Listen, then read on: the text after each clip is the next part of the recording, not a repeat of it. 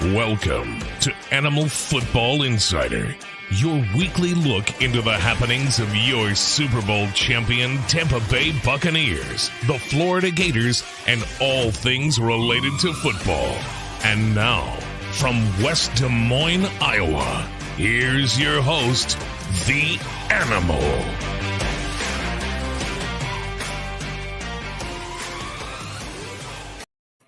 And a good evening, everybody, and welcome to this edition of the Animal Football Insider, live and direct from the great confines of West Des Moines, Iowa, on a night in which, well, the boys up north are kind of like figuring things out as they get ready for another week of football, but it's down in the central part of Florida, Tampa Bay to be exactly, and these boys, Tampa Bay Buccaneers, who by now you know, they had a Sunday night contest against the Dallas Cowboys. We're going to talk about all that during the course of the next hour with the man at the scene, one of my favorite guys. We'll talk to Rock Riley in just a couple of minutes. Lucas the Man Gator will also join me as well. And then a little bit later on, Coach Dale as well. We talk about the Florida Gators and their upcoming trip.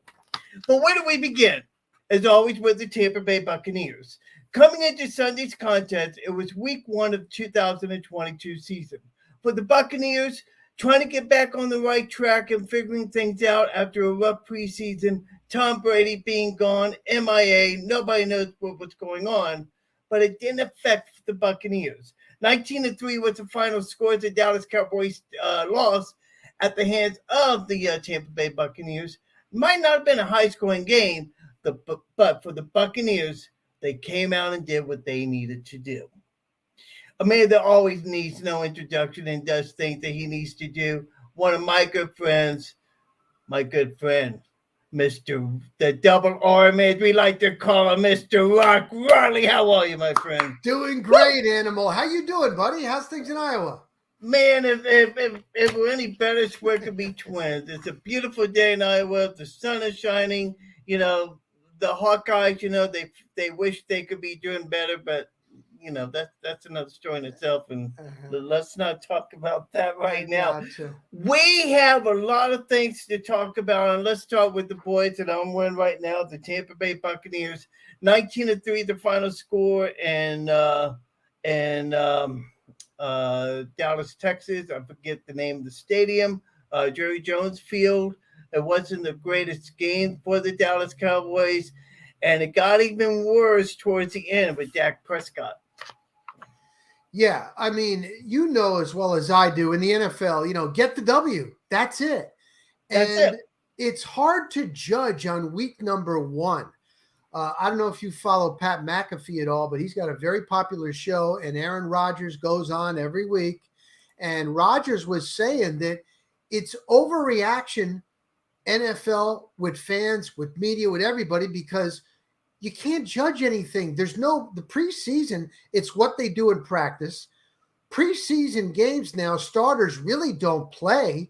So what you're seeing from a lot of these teams, Animal, in the first game is going to be different weeks as you go down the road. Now, the Tampa Bay Buccaneers are the oldest team in the NFL. Even if you take Brady's age out of it at 45, I think there's something like third oldest in the NFL. It's the same offensive system with Leftwich and Brady. It's the same defensive system with head coach Todd Bowles, who is still calling the plays and running the defense. That's right. So you got players that are familiar with the system. They're no longer young.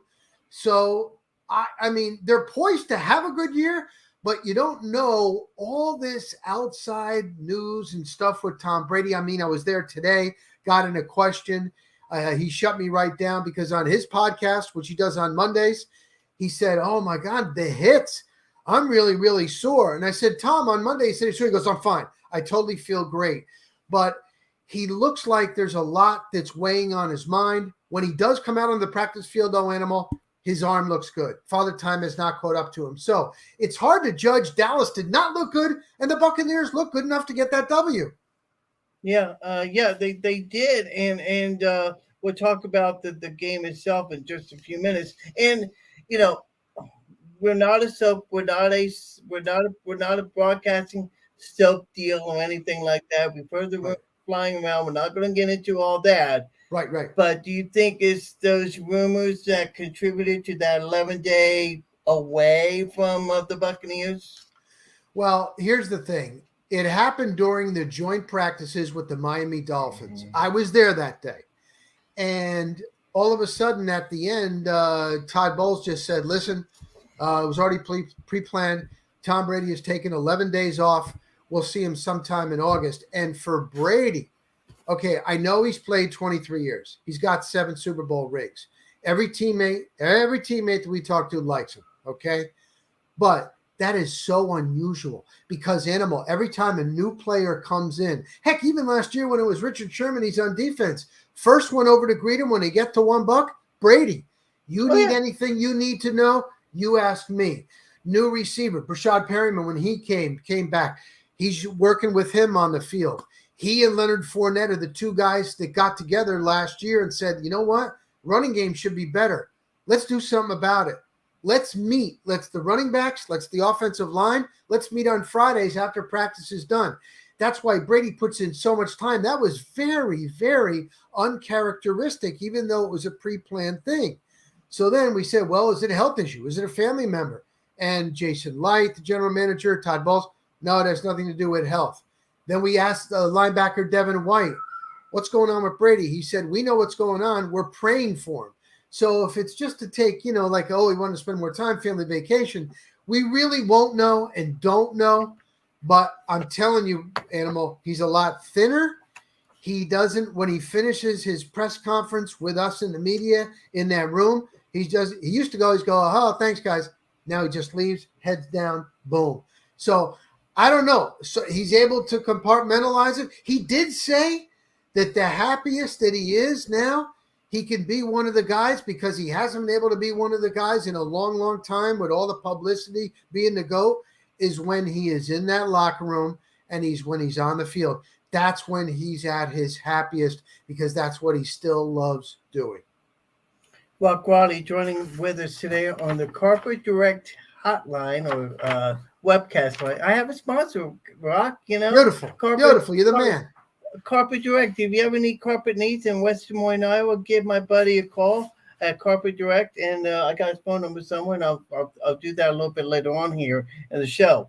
They played really well during the course of the game, and one of the things that I, as a Buck fan, was really impressed with was the play of the offensive line. Able to get Leonard Fournette 127 yards on the day, 152 total from the running game, another 195 yards passing from Tom Brady.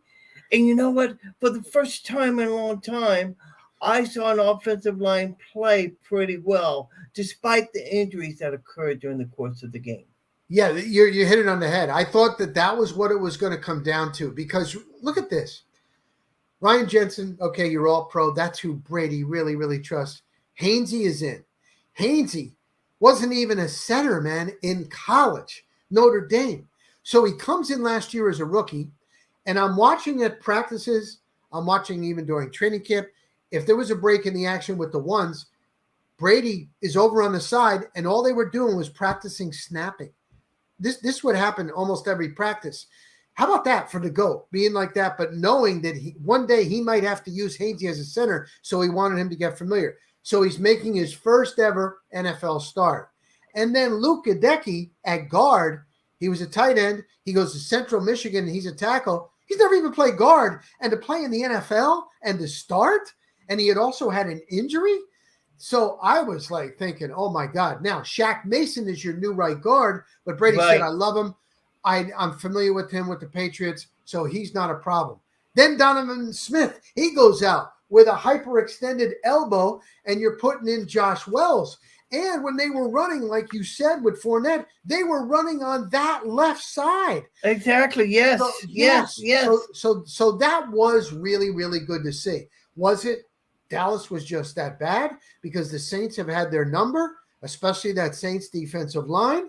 So I'm not going to get too pumped up yet, but we asked Leftwich today because a lot of people, Animal, are like, oh, no more Arians, no more risk it, no biscuit.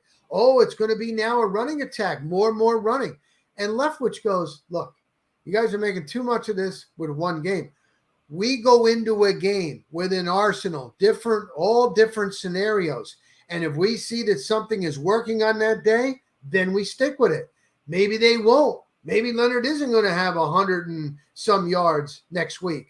But he goes, we have a lot of different things. So, a lot are speculating where they trying to run it a little bit more because the offensive line is new and they're rookies. And pass blocking is a lot harder than run blocking. And Lyman will always tell you that. So it's something to keep an eye on. We asked Leftwich, do you want to be more balanced? Is that going to be the thing? And he goes, I don't look at it like that. I look at what we got, what the defense has given us. If it's working, that's what we're going to stick with. Rock Wiley joining us on this edition of Animal Football Insider. I love you. You're giving me this great insight I don't get. That we got to be hooking up more during the course of the year. Make no mistake about it. Bruce Arians, all the talk that was going on in the offseason, we think Tom Brady didn't like Bruce Arians and all this other stuff. Tom retires, Arians steps down, then Brady says, okay, I'm coming back. And we come to find out there was a meeting where Brady went over to London and met with the Glaciers. Do you know anything about that? Talk to us about all that. Give us the backstory to that. Okay, here you go. And I'll try not to make it too long. We saw Ira Kaufman from Joe Bucs Fan, myself. We were at the NFL owners meetings in Palm Beach. Joel Glazier was there. Ira spent some time off to the side at the party with Joel Glazier. Joel Glazier admitted he did not meet with Tom Brady at that Manchester United game in London. He didn't meet with him. That was not the case. Now, Ronaldo did talk to him on the field, and a camera picked it up, and he goes, "So you're done?" And Brady hesitated. He went like he really didn't want to be done. It's his wife. Number one, she doesn't like Tampa. She's never liked Tampa. She wanted him to retire. She thought that was it. He came back. She did do an interview. Ellie, she did this modeling gig recently, and she admits it. I've told him over and over again, I want him at home with the family more. So there is something to that. But I'm glad you brought up the Bruce Arians thing. Here's the deal. We go to the NFL Combine in Indy. Now, at that time, Brady retired. So it's Trask, and it's going to be Gabbard. And Arians is pumping up Gabbard. He's pumping up Trask. So is General Manager Jason Light. We say, Bruce, you're 68 years old. You've beaten cancer twice. Your health. Do you thinking about retiring? You don't have to go. No, I'm not retiring. I like building a team. Look at Cyril Grayson, a guy that we got. Nobody ever thought he was a sprinter. No, I like it. I'm not retiring. Okay. Then we find out that Brady retires. We go to the NFL owners meetings in Palm Beach. We're waiting for Bruce Arians upstairs. Nelson, the PR guy, slipped in the bathroom, split his skull open at the Breakers Hotel. So General CEO Brian Ford had to act as the PR guy. Oh my gosh. He comes upstairs and says, and it was about 6 or 8 of us, Stroud, Allman, myself, Ira, and he's like, listen, Bruce Arians just had to leave. He just left now? Yeah. Is it health? No, it's not health. He just had to leave. Just came up. He just left the hotel? I mean, they have the coach's photo outside the Breakers. They're all there. So it's very, very, very unusual. Then, Brady is back, and then all of a sudden Bruce steps down. Now, he does really love giving his guys an opportunity like Todd Bowles. But also you got the GOAT coming back. So I will never really, really know. There's more to this story. Then we go to the press conference where Brady does show up. The Glazers, they're putting Bruce Arians in the Ring of Honor this year. Yes. And he's stepping down. We ask him questions, this and that. Here's the thing that I will tell you this. I'm at all these practices. Bruce Arians is there every day. He's on his golf cart. He's wearing the big hat. Players come over and talk to him. When Brady was gone for the 11 days, Gabbert had a screw up. He would come right over to the cart like he trusted in Bruce Arians. If Brady said, I'll come back and I don't want Arians, he's got to go. Do you think the Glazers are going to give him an office, sign him to a new 3-year deal as a consultant, be allowed in the locker room, in the meetings, and they would say, Bruce, you did a great job. We thank you, but go. So there was way more made of that Brady's Arians hating situation than is the truth. Wow. That is unbelievable. I'm more interested to know, how did Nelson split open his head? I mean, he just slipped. Thank God his wife was there. He got the stitches. He was out for a while. Okay. He's okay. He's a great PR. Yeah, right. He's okay. I'll tell him you said you're asking for him. Please do. I've known Nelson for a while. As a matter of fact, here's a little inside story. Nelson, I went to USF for a year, and I served on the school paper. Nelson was my editor. So how about that? You didn't see. You come on my show, you learn something new. You know so, it, Animal. You know it. So you gotta give Nelson my best. I'll see you tomorrow. Yeah. Tell my say hello. Now we got the New Orleans Saints coming into town, and as I do this here, I'm gonna pull something up here because I am just amazed at this injury report that we have here. That I'm pulling up. I mean, we got 4 guys listed with hamstring injuries, Evans with a calf injury, Donovan Smith with an elbow. We don't know if he's going to play, and then Tristan Wirfs with a abdomen injury. I'm like, wow, what is going on with these guys, Rock? I don't know, and they have. Oh no! Hello. Sorry. No. Yeah, I'm sorry. I hit it by accident. Go ahead. You're okay. They have this staff that studies so much the human body. A lot are on the TB12 method. Alex Guerrero is the trainer, TB12 guy. He's there all the time. If Brady doesn't have his hydro flask, his water bottle, he comes over and he grabs it. Even when they went to the White House, Brady was there. The players on the Dallas trip, I know somebody that was hanging with one of the fathers on the offensive line in Dallas. They were at a barbecue. Tristan Wirfs and this player, another lineman, came over. Hey, have some of our ribs. And Dad said, no. They're on a strict, nutritious diet. It's such a science. So I don't understand why are all these hamstring injuries coming up with the Tampa Bay Buccaneers? Like Evans gets one every year. I don't understand that. Now, I don't need it. Leonard Fournette did practice today. I think Lenny is going to be okay. Julio Jones did not. It's a knee. That's the only thing, because Animal, all training camp, I've told everybody this, Julio Jones was the best player on the Buccaneers. The fans, he gets the biggest pop. It used to be Gronk. Now it's Julio. He's making catches, toe taps in the end zone, red zone, getting away from people, had the third fastest time on that long pass from Brady in the NFL. They have miles per average right now. But the thing about it is he going to be able to stay healthy? So I don't know. He's got the knee. Evans did have this like bandage over his calf, but we asked Leftwich today and Bowles, and he didn't think that it was that big of a thing. So, and Tristan Wirfs, it's an oblique, but you know what? He's had that. He had that for the first game, so he is going to be okay. So some of these guys, Jason Pierre-Paul, who by the way was done. He was done. He was a Warrior when he was here. He was done. Yes. He would never even practice. I would never even see him practice. He would walk like he's barely walking, even on a Friday, and he ends up playing in a game. I don't know how these guys do it, but the majority of them will play. So we'll find out a little bit tomorrow after Friday's injury report. You know, we talk about the greatness that is that this offensive line is playing. One of those bright spots we just talked about him, Tristan Wirfs. I mean, Iowa Hawkeye product, and it's just amazing. I mean, he reminds me a lot of Paul Gruber on the right side of the line.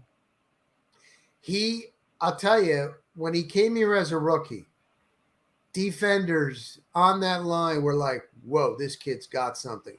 But I think it was Ndamukong Suh, thought that he should be a little bit more aggressive. Like, don't be, he's too nice. They'd say sometimes he's too nice. Because when you talk to him, oh my God, one of the nicest guys you would ever want to meet. There was a father and a son that drove all the way from Iowa last year at training camp and told me that they weren't related to him or anything like that. They drove to Tampa just to see Tristan Wirfs. They said the community, everybody loves him. And the thing about it is, he's only going to get better. So, oh my gosh, yeah, he's going to get better. Man. He's only going to get better. But doesn't it remind you of your right, the Paul Grubers of the right tackles? I mean, during his rookie season, I believe he allowed only one sack during the course of I think it was against the Bears game, and he get one. Right, one that was sack. it. Yeah. I mean, this guy just amazes me. Well, we keep talking about the offense. The defense is another spectrum. They're like the animal's love life. They just keep getting better and better and better as each game goes along. Don't tell my wife that, but but the point being, they just keep getting better and better. And Devin White and Levante David, the anchors of that defense, they're just amazing. Yes. Now they got to sell me still on the defensive secondary. They're getting better. It always starts up front. I honestly believe Ndamukong Suh is an Iron Man.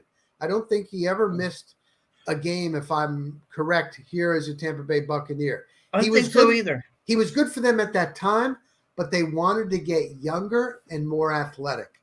So you've got Vita Vea, he was a Pro Bowler last year. Another guy, and you can say this about a lot of players, they got to stay healthy, but Vita Vea and Akeem Hicks. Now, Akeem Hicks is big. When you talk to him over in the locker room, he's almost like he's shy. And you're like, a big man like that? But he loves it. That's going to help. So you got Golston, you got Vita Vea, and now you have Vita's a beast. Yeah, now you got Akeem Hicks. Then on the edge, coming from the edge, Joe Tryon-Shoyinka, he got even bigger. Boy, when I talked to him one-on-one at the end of the joint practices, and he's even bigger, stronger, and he doesn't have to think as much. He's still got a lot to learn, but he used just his athleticism last year and was just running, whereas you got to learn there's certain gaps and certain responsibilities. So he's getting that. He said it's changed. It's a world of change between last year and this year. He knows things. He's seeing things. So you got Joe Tryon-Shoyinka and you got Shaq Barrett. Shaq Barrett had a really good game still. So you got those guys, and then you got Levante, who, boy, since his injury, he looked tremendous during training camp. Oh, my gosh. He was good in that game.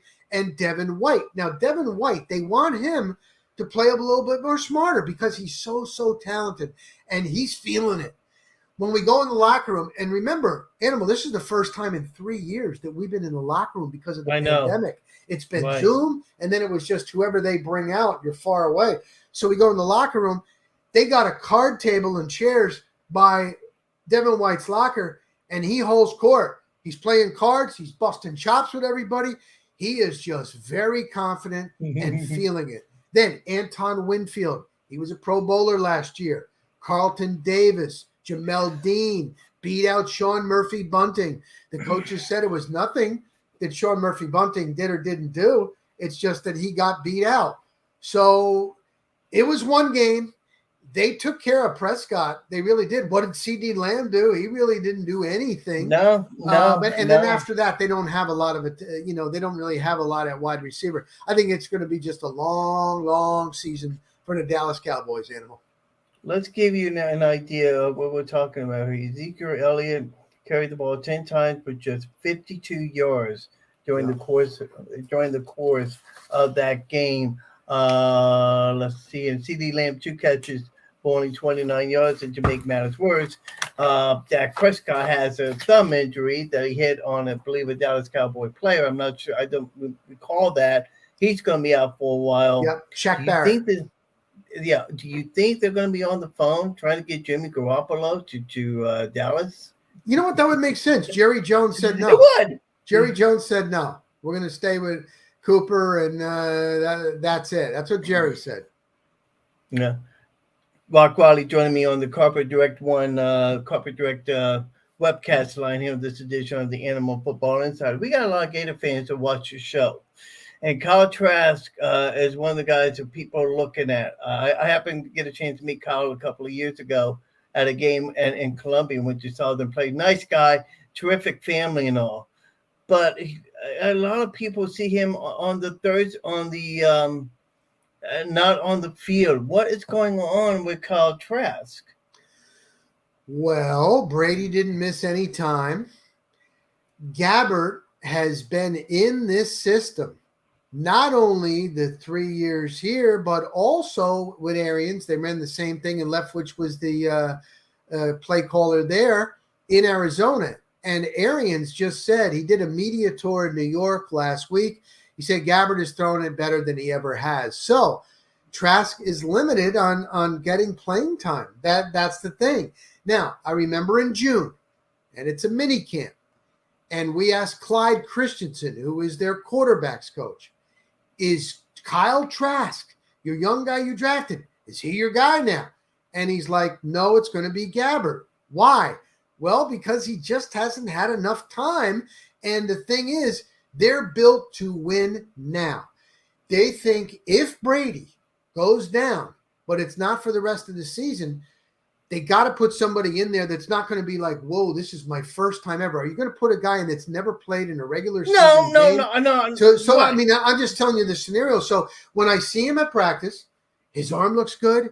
And we've talked to him, he doesn't be like, oh, I wish I was in a different situation where I might get a chance. With the GOAT, he's not. And with Gabbert, he's not. He's like, no, I'm in the best situation. I'm learning from the best. They have this drill just to break it up, what Clyde Christensen does with the quarterbacks. And Ryan Griffin, who's been there forever, and he's number 4, and he's collecting a paycheck. They have a guy that drives a golf cart, and it looks like a big donut, big tire on the back of it. So they have a moving target. They have like a laundry basket behind a screen, and then the third pass has got to be the crossbar. And so they will have the quarterbacks compete to give them something because it's all the GOAT. You see what I'm saying? And they really compete. And I look at it, Trask is right there. His arm looks good. He's strong. He's a good kid. They said he's learning, but you won't know until you get in game situations. But exactly. I have seen it where one time Trask won, one time Gabbert wins that.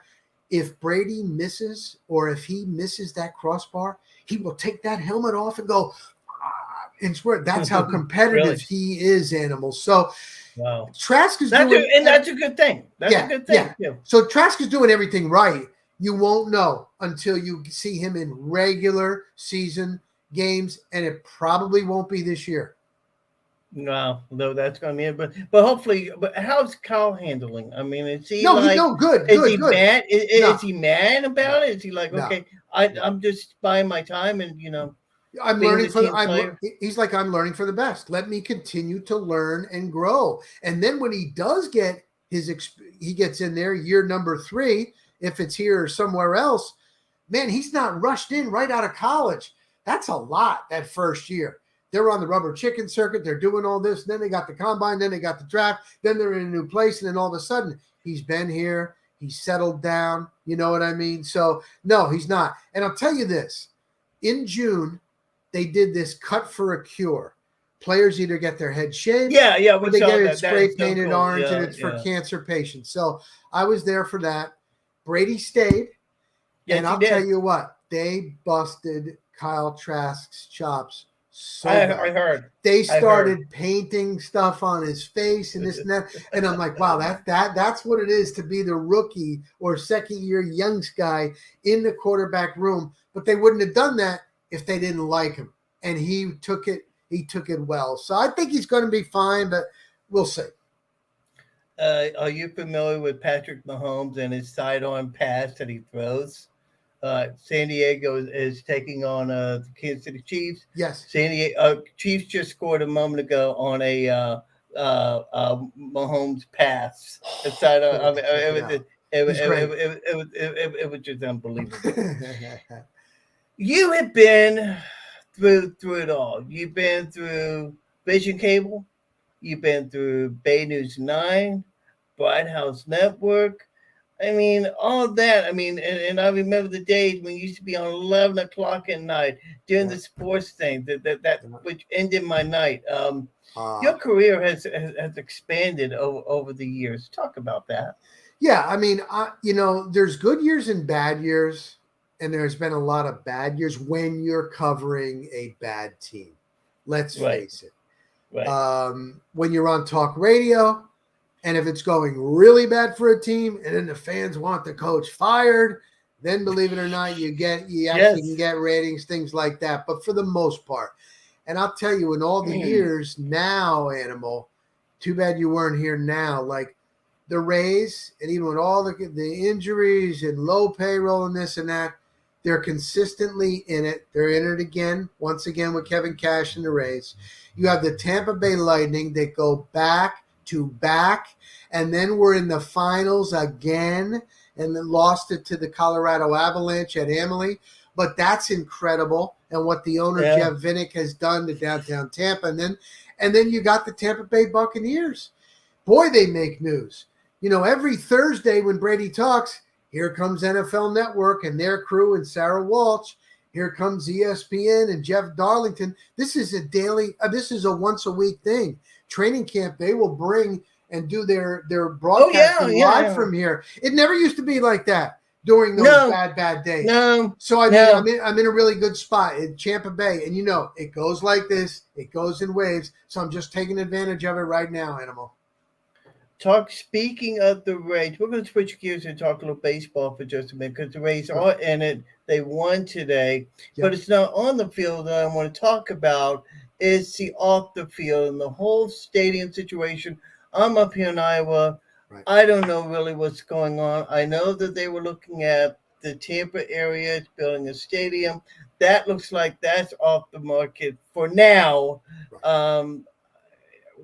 Why is Stu Sternberg being so stubborn in all this? Or am I wrong on this? No. And it's the city of St. Pete. I don't know. I mean, help me to explain this. You got to put money in. This isn't back 25 years ago where it'll go on the ballot and raise taxes and pay for stadiums for these multi-billionaires. It ain't happening. So he's got to put in a big chunk and doesn't want to put in that big chunk. He's always told me, and I've asked him 3 or 4 different times, would you ever consider moving the team? No. Would you ever consider selling the team? Well, he's not looking to sell, and I know there's a lot of people that would love him to sell. He's not looking to sell, but he always said if I were to sell, then it would be up to the new owner. Would he move the team? He hasn't had any deal anywhere else. And isn't it funny that the hockey, now, yes, you do have Northerners that come down here, but they have sold out every single game since 2014, 20,000 fans, even in October when it's football season. And that's hockey. How about that? Because Jeff Vinik is well loved. The way you put it on the field, football is easy. Football is easy to sell, and especially here, that. Everybody loves their football. But it really is a shame. And it's like they're in the AL East, and they have been consistently in and playing in the playoffs. And 2 years ago, they're in the World Series, and they cannot draw flies. And I'm telling you, when I go for pregame, and I go for before batting practice, and then when they let the gates open, I play a little game with myself. I will count how many I see coming in with walkers and with canes. It's an older audience. When you go to a Tampa Bay Lightning game, it's the hip thing to do. It's date night. It's businessmen having their clients there. They love it. It's a fast pace. It's a party atmosphere. It's not like that for the Rays. Yeah, the trop is bad, but Animal, we just had last week every single day. You know how usually it would rain. It rains for an hour. You get your Thunder Boomers at 5. It rained every single day, all day, and it's been so humid, 95 degrees, 98% or 89% humidity. Who's going to sit in metal bleachers for that and pay Major League Baseball prices? You got to have a dome or at least a retractable roof down here. and the retractable roof yeah. costs too much. Right. So they still don't have anything solidified, and 2027 is when the lease is up. I thought, that's so my life. I thought it was 20. I thought it was like 2029. It's 2027. 2027. Oh wow. So we're finishing. We're moving here in 2022, 2023. Wow. So it's happening fast. I don't know. Why don't they do the fairgrounds? That sounds to me like the best logical. I'm sorry. This is the animal talking logic here. Okay. Yes. Why not put it? Why not put it in the where the fairgrounds is? That makes a lot of sense. I believe so. They did their studies and they thought Ybor. There's so many people that live right there around there. They believe that people will come and walk to the games. So I don't know. It hasn't been solidified. I remember doing features on Bay News 9, 12, 14, 15 years ago. And it's still we're in the same boat, animal. I mean, it's just crazy. I'm like, what are y'all doing? You got a great sports market. Yep. Come to your senses and get a stadium built in Tampa. That's where it needs to be because St. Pete. Yes. It's not gonna have it. Yep. Thoughts on this weekend against the Saints? I mean, the Saints have an injury report that's just as long like a MASH unit. Jameis Winston has a back injury. Yes. Don't know if he's going to play, but I mean, that's interesting. Yeah, he's had 2 days where he has not practiced. I would be surprised, though, if Jameis did not play. You know what I mean? Oh, yeah. This is his year to do it. For some reason, other than that playoff game, they can't beat the Saints since Brady is here. They're 0-4. It's crazy. Regular season, I don't know what it is. He said today, because Stroud asked him a question, I was sitting right behind Stroud, is it turnovers? He goes, that's what it is. We've been turning the ball over. Is Brady really going to retire and never beating the Saints, that one team, during the regular season? They've just had their number. And this one is in the dome, the Superdome, or whatever they call it now, animal. I'm not going to bet against the GOAT, but until they can do it during the regular season, Kamara also has an injury. That's something to watch out for. Yes. And you know what, too? They don't practice tackling at all during camp, any team at all. And I think you're seeing more and more injuries after the first week in the NFL. I know they don't want to get their guys hurt, but they used to at least practice tackling. Even when they go 11 on 11, there's no tackling. There's no putting the guy down on the ground. And, and Rodgers was saying that just 2 days ago. We don't do as much as we used to do. So maybe that's why there's these injuries. But I see the game coming down to the wire because most of these games. I do too. I actually thought the Cowboys game was going to be a close one in the field goal. I was just surprised. They look terrible. Oh, they looked horrible, and the Buccaneers, for them, they were able to come away to play very well and come away with the win. And now they take on the Saints this coming Sunday. Before I let you go, I gotta ask you this: when you watch them in practice, are they hitting? No. Okay. No. I don't know. I didn't know if they hit during the week. They don't hit they don't hit anymore. They don't hit anymore at all. They do a lot of veteran days, just guys like Brady was given the day off. They just rest them up. It's a lot different now. It really, really is. I don't know if they did or not. No, they don't. And they don't even in camp. You should see, when they have Legends Day, they call it Legends Day. It's former Buccaneers. And it was, you would have loved it because they have an area and it's family and friends and then the Legends and media. You're not supposed to go over there, but I was kind of over near there. Irick was over there. We're seeing all these old, and all of them, Dexter Jackson, and oh my God, we used to have 3 a days and you 2 a day. Look at these guys, and they don't even practice hard anymore. And they sound like they get off my lawn, guys, but it really is. It's different. It's a lot shorter. 8 o'clock. Hey, it used to be 8 o'clock in the morning, 11:30 in the morning, and then at 4:30 in the afternoon. That's when they would have the 3 practices. I remember that just like it was yesterday, which tells you with the grays in my hair how it is. It's just amazing. Look, I want to have you back on during the course of the season. Because you're fantastic. I love you. Animal. You're fantastic. And tell some of the other guys if they would like to come on, give me a the animal's the man. Plug, you're the man. You're the man in Iowa. give everybody will. Ira, I'll tell them all. Ira and all that. By the way, before I let you go, I'm gonna switch my conversation to the Florida Gators. Yes. How is Tampa reacting to the Gators and Billy Napier? Still very early, but the big talk down here with Gator fans is just shocked at Anthony Richardson looking so good in week 1 and so bad, almost like he lost his confidence in game 2. That was a shock. Yeah. He was being talked as being high in the draft and this and that. So, but it's very, very, very early. They've got USF, who their coach, Jeff Scott down here. Jeff Scott, yeah. Here's the thing, Animal, and this is what I get talking to those that are inside the program. He does everything right. He helps fundraise. He recruits. They're building and finalizing an indoor facility. Now this is Jeff Scott. Yes. Jeff Scott. Okay. He does he came from Clemson. He does everything right except win. They were only up by a touchdown against Howard at home. They looked terrible against BYU. They got a quarterback that was supposed to be Bohanna. He was supposed to be the guy. It's bad.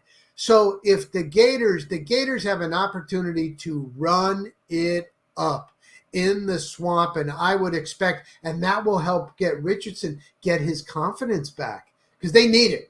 They need it. I think they need it too. Listen, I wish I had more time, but I got other things to do. Listen, I want to catch up with you again. You've been fantastic.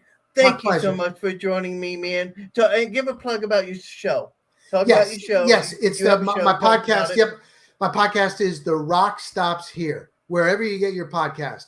I talk to athletes, former athletes, coaches, media, ESPN, NFL Network. How did you get to where you are? What's it like to get to the top? Life. So that's The Rock Stops Here.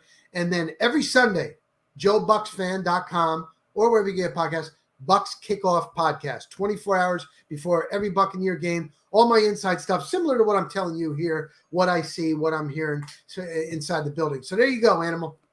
Joe Buck fan is like football talk, but only dedicated to the Buccaneers. Right. Let me ask you, speaking of him, let me mention one quick question. Okay, without giving his name, do I know who he is, Joe Bucks fan?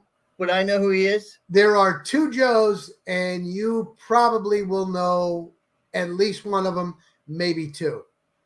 They are so successful. They are the only, I've seen numbers, they're the only website in the United States that beats the official Tampa NFL team's website. It's incredible, man. They're so successful, very successful, and they continue to roll. And I'm an honor to be a part of it. Well, to tell the guys that said hello to Ira and everybody, I said hi and give me a plug so they can come on my show. Hey, we'll catch up with you down the road, man. Thank you, Rock. Rock Riley, the Buck Stops Here, one of the great sportscasters in all of Tampa Bay who just does an outstanding job and it's just fantastic. Well, speaking of the Florida Gators, I'm going to find it right here. I'm going to take off my Buccaneer hat right now. Don't look at the gray. And let's see here. Geez, Peter, I told you ask a question. Okay, hello, Rock. It's been a long time. Attended Lightning playoff games, including all the Stanley Cup finals. Was pleased to see Tony and Lauren at a game. The Lightning are truly electric. Make no mistake about it. And Peter, we thank you for joining me as well. Okay, now let's talk about these guys in the Florida Gators. They took on the Kentucky Wildcats Saturday afternoon in the swamp, or last Saturday night in the swamp. And, you know, for the first time in a while, you know, the Florida Gators had a chance to put their revenge against the Kentucky Wildcats, but were unsuccessful.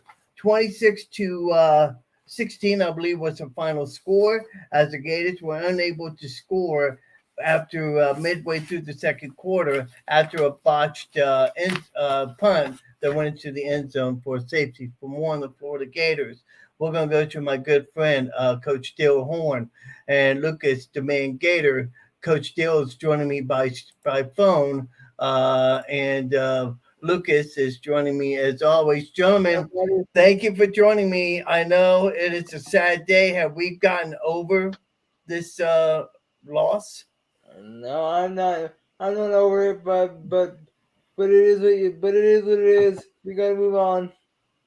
Joe, Coach, I don't think we get over a loss like this at home.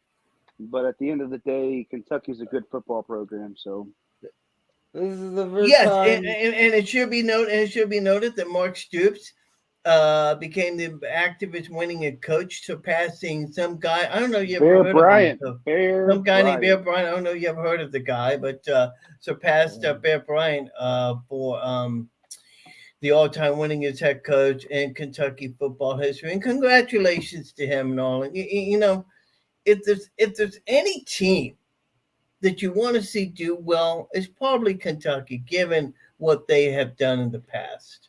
They're a basketball school. They're not. Let's just say they're not Bama on the. They're not Bama on the football field. They're not.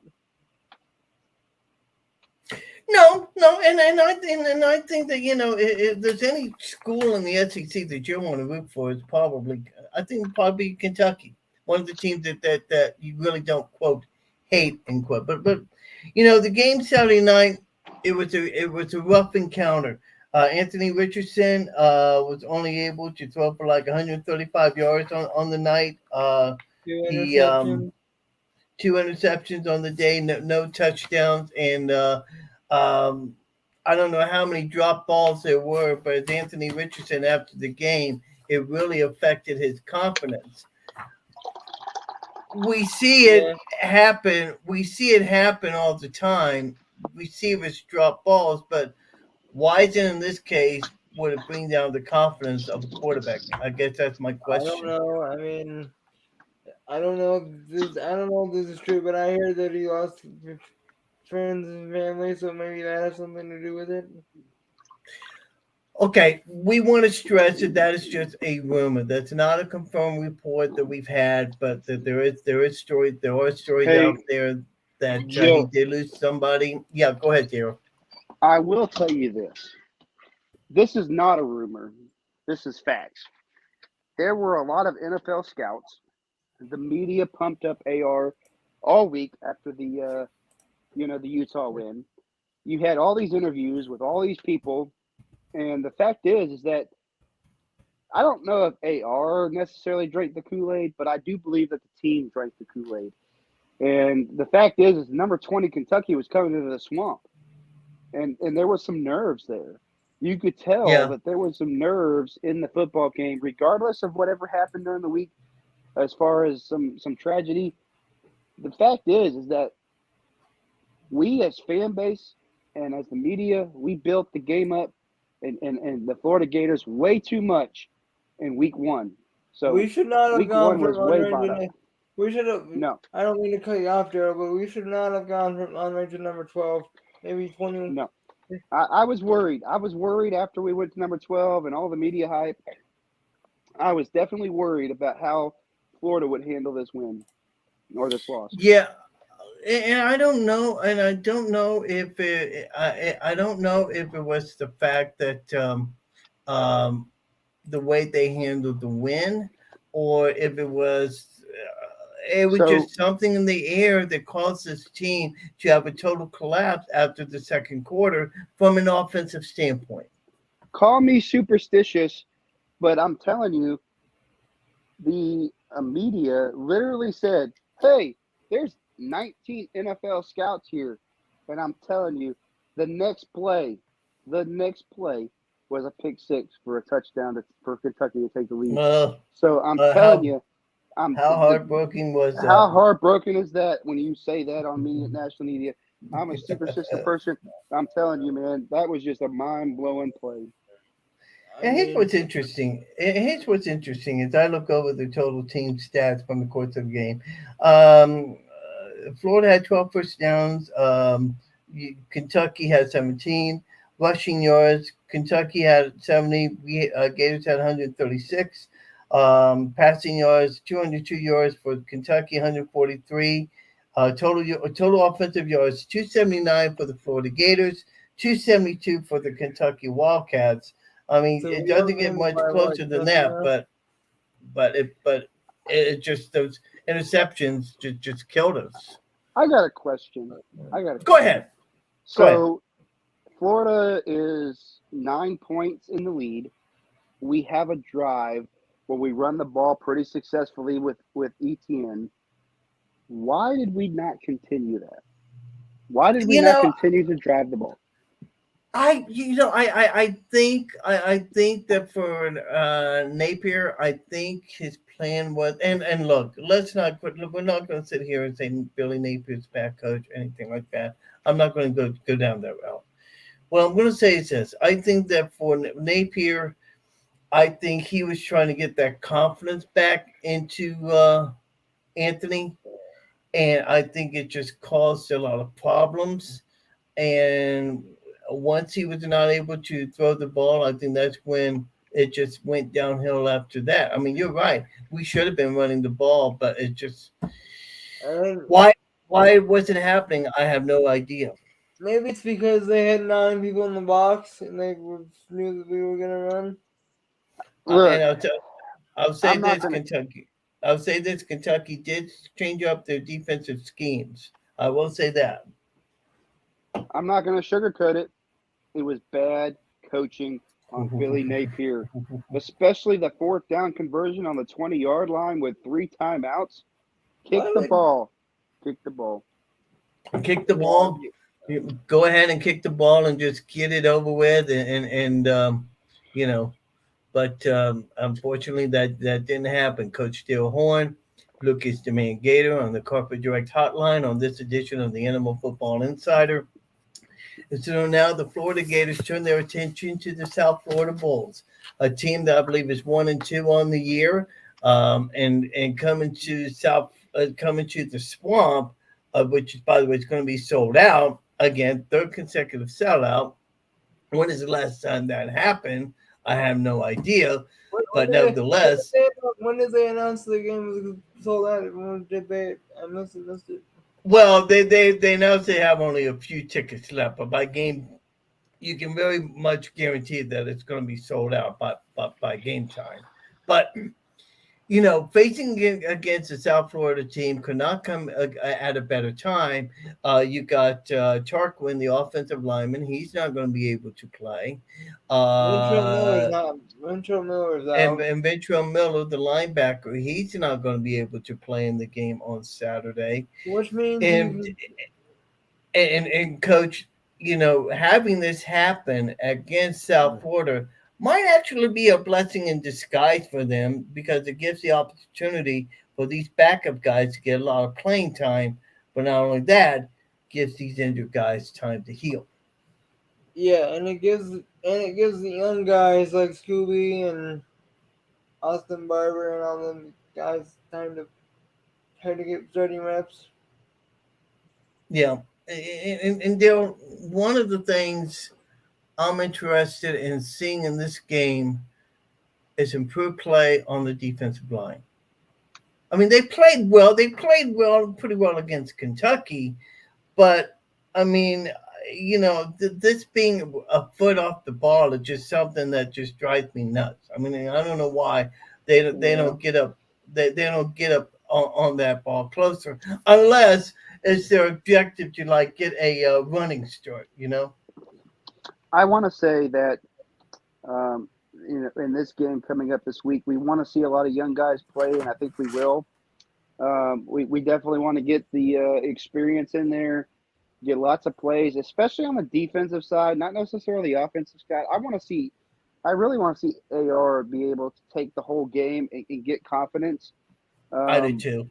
but I will tell you, look, and this might be me drinking because I'm been drinking, but I'm telling you, I'm not as confident in the Swamp right now. I mean, I'm not as confident, and I hope they put this up on the bill of the boards. And I'm telling you, they got to be ready for this game because it's not going to get easier after this. No, It's not because gonna they be got easy. Kentucky. You They gotta got the go. You gotta go yeah. to. You gotta go to. You gotta go to Rocky Top after this, so it's not gonna be easy. Kentucky after this game, which I go back to why it's a blessing. Get them rested up as they get ready to take on Kentucky. By the way, that is Tennessee, going to be. Tennessee, Tennessee, Oh yeah, Tennessee. Tennessee. I'm sorry. Thank you. It's going to be Tennessee. By the way, that is a 3:30 kickoff time Eastern time on CBS for the SEC game of the week. So that's going to be very very interesting to see what happens on that end. Um, I was, you know, I don't know. I look at Anthony Richardson. I saw how he played. He did not have the best of games. But for Richardson, I said this on a sportscast show earlier this afternoon. Despite what you may say about Anthony Richardson and his play, you got to give the guy character and credit for coming back into the media room, which, by the way, he had no obligation to do so. You have to remember that he is a sophomore, and by all accounts, sophomores really do not speak to the media. Okay, but Anthony Richardson did that. Came back into the locker room and he took responsibility, which tells me that is what a leader is supposed to do. Not to mention, after the game, he played catch with a bunch of kids, so that. Yep, sure did. But Dale, that is what a I leader is supposed to do. no, you're right. A leader's supposed to do that, and I hope that he can take the lead. I talked about it earlier. You think of the Tim Tebow's and the guys that would look people in the face and go high five the offensive line. I want to see that from AR. I want to see him be able to bring the energy to the field. The offensive linemen, the wide receivers, the defense, get them to make plays so that he can make the plays, right? And that's going to be important. I want to see that this weekend. This weekend, I want to see that against an inferior opponent in the swamp. Yeah, I do too. And I'm looking at a 30. I'm looking at a 55-7 win, something like that. I'm looking. I'm sorry, Davian. Davian Benito says here when you talk about the Gators and Bulls, please be gentle. How can you be gentle against a team like South Florida, who's not very good right now? It's not to say they're not going to be good down the road, but it's just to say that they're not a very good team. So that's something to take into account.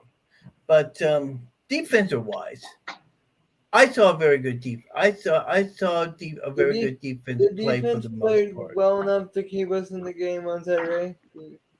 I thought so too, and I thought that they played with a lot of fire. They if you want to talk about anybody that had fire, it was the defense. They were fired up on the sideline as compared to Anthony Richardson for whatever reason. But this defense is like the Energizer Bunny Rabbit. They keep getting better and better and better. And Daryl, the more I see this defense plays, the more I start to get the feeling that this Florida Gator team could very well be known for the defensive side of the ball and not the offense. No, you're correct. Here's the reality of it. Defenses win games, and we haven't had that lately. We just haven't had the dominant defense. I will tell you this. This is why it's important this weekend to get the younger guys in. We have to build the depth on the defense, especially the defensive line.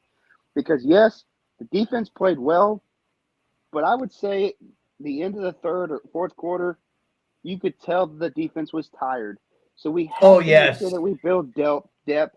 And that wasn't just the Yes. Kentucky game. And That was even in the Utah that's why game. recruiting So is that's so. our weakness.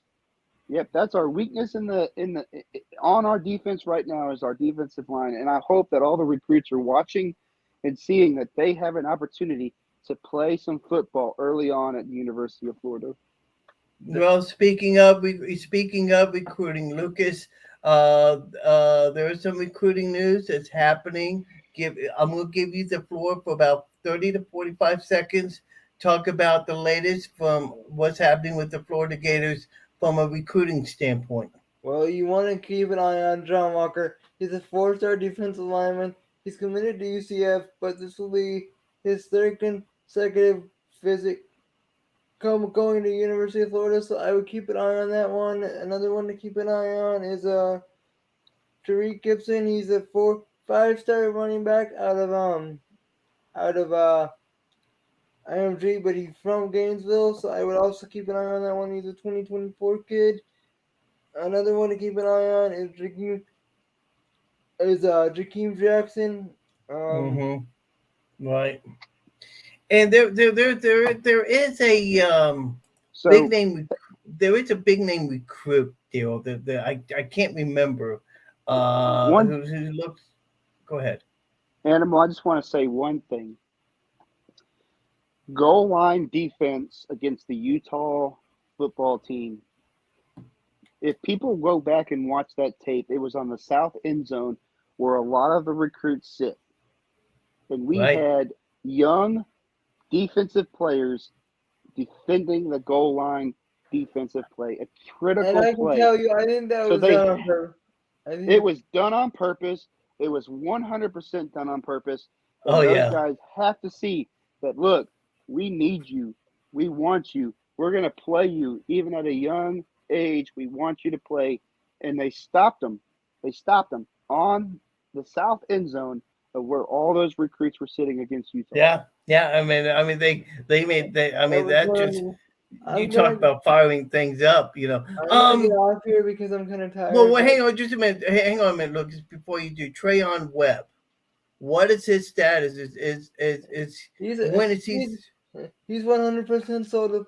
He's 100% sold. Sold the Florida. He's already shut everything down. He's already Okay. All right, cool. All right, well, you got to get off. I understand, Lucas. Thank you very much for joining us. We appreciate it, buddy. Coach, as we come back to you, what is the one thing you're looking at for the game Saturday night? What is it you want to see besides from win? I want to see the young guys play pretty early, especially on the defensive side of the ball. Yeah. I think you're going to see a lot of that. I think you're going to see in the second half, you're going to see a lot of people stepping in. So now, before I let you go, it's rumored that you're going to be a daddy again. Give us an update on what's going on. We're waiting right now. Anytime we have a new baby on the way, and we're very excited. So we're just kind of waiting and seeing. It is my third. It would be my third baby boy. Yep. Oh, that is awesome, man. But that is awesome. Daryl, Coach, thank you for joining me. Appreciate it. We'll catch you down the road as well, buddy. All right. What's the score predictions? I said 55-7, something like that. I think I would not be surprised. I'm gonna take a. Let me tell you something right now. I am 5-0 when I pick the opposite team. So I'm going to pick UCF winning this football game, okay? And I didn't pick them earlier, but I'm going to pick them this weekend because I need Florida to win. So I'm 5-0 against top 10 opponents in the swamp. I'm picking UCF to win, but I'm thinking that the Florida Gators will pull it out. Well, that would be nice if they were playing UCF, but it's USF. But Yeah. That team, the Bulls. That team. I love it. Hey, thanks very much, man. Appreciate it. All right, go Gators, thanks, man. Go Gators, man. All right. That is Coach Daryl Horn. Oh, man, he's fantastic. I love him. He is fantastic. Before we get you out of here, though, on this edition of Animal Football Insider, we like to go around the league and talk about what's happening in the National Football League. By the way, San Diego's still up on Kansas City 10-7. I don't know if they're at halftime or if they're near halftime. I'll know something here for just a minute. But there's a lot of games that's going to be happening in college football this weekend. We start with the Seminoles. They'll be at Louisville on Friday. Air Force and Wyoming also will be on Friday. Saturday, Georgia will be at South Carolina. UConn and Michigan. That'll be on ABC. Youngstown State against Kentucky. Abilene Christian at Missouri. Other games to watch out for. Cal will be at Notre Dame. How about Notre Dame and the way they have fallen? Wow. Ole Miss will be at Georgia Tech. That's going to be on ABC. Penn State at Auburn. That'll be a 3:30 kickoff. That might be one of the best games of the day. Other games to keep your eye on. Let's see here. Missouri State against Arkansas. That might be a good game. Tennessee, Akron. Let's see here. Michigan State will be at Washington. Of course, we have the Florida Gators against South Florida. Iowa will be against Nevada. That'll be on the Big Ten Network. By the way, Florida Atlantic will be at home against Central Florida. Miami, the game will be on ESPN. They will be taking on Texas A&M. How about Texas A&M falling at the hands of Appalachian State last week? That was unbelievable. Fresno against South University of Southern California, Lincoln Riley coaching that game. Now, for the NFL, some big games this Sunday, and only in week 2. Run down real quick. Jets at the Browns, the Commanders at the Detroit. Bucs will be in New Orleans. That's a 1:00 game on Fox. Carolina, New York, New England, Pittsburgh, Indianapolis, Jacksonville, Miami at Baltimore, Atlanta at the Rams, Seattle at San Francisco, the Bengals on the road at Dallas for a 3:25 start, Houston at Denver, Arizona and Las Vegas. The night game will have Chicago at the Packers, and there'll be 2 games on Monday night. I did not know this. There'll be a doubleheader on Monday night. Tennessee will be at Buffalo. That'll be a 6:15 game. And then ABC will have Minnesota at Philadelphia. I did not know that. My wife's going to kill me because I'll be watching football on Monday night. So that is your rundown for the week of college football. And, of course, the National Football League. You got to love it. Well, we've run a little bit over time, but it's been fun as always. And hopefully we're going to do some more great conversation next week as we get ready for play for real. As the Gators will be taking on Tennessee. We'll preview that matchup as well and talk about the South Florida game. We'll talk about the Saints game against the Buccaneers. That should be a great game as well. We're going to have a great time, and it's going to be fun. I want to thank Coach Dale Horn. I want to thank Lucas Domain Gator, and, of course, my great friend Rock Riley for joining me on this edition of the Animal Football Insider. I'm glad you enjoyed yourself. Thanks, Carpet Direct, for sponsoring us tonight. If you need any carpeting needs, and I promised you a phone number. So hang on here if I can find it here. And I got to get my boy on sometime so he can talk about his company, because let's see here. There